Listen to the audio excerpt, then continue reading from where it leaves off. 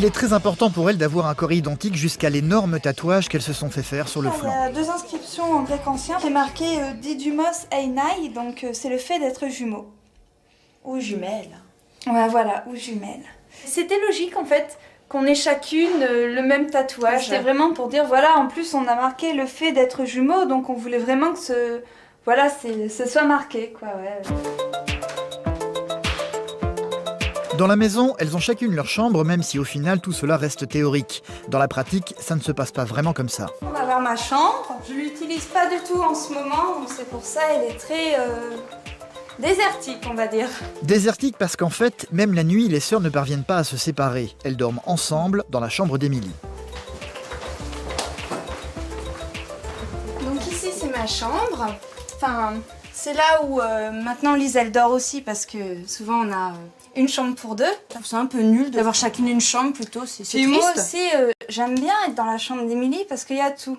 La carte des États-Unis, là, c'est parce qu'on adore Supernatural. Et donc, dès que l'histoire se passe dans une ville, on met la petite pin.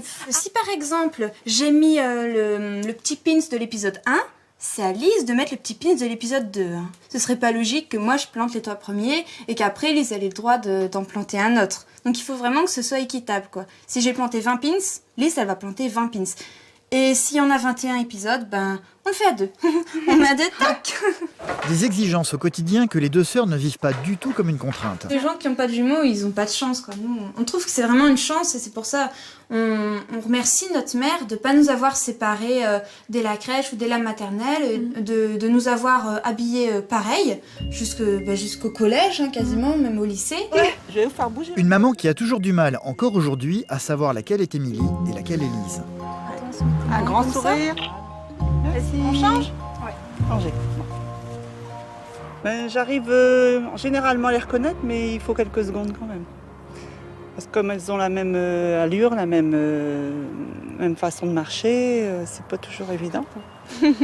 Au téléphone, je reconnais pas leur voix. Je me trompe des fois. Mais sinon, en regardant bien, il y a quand même des différences.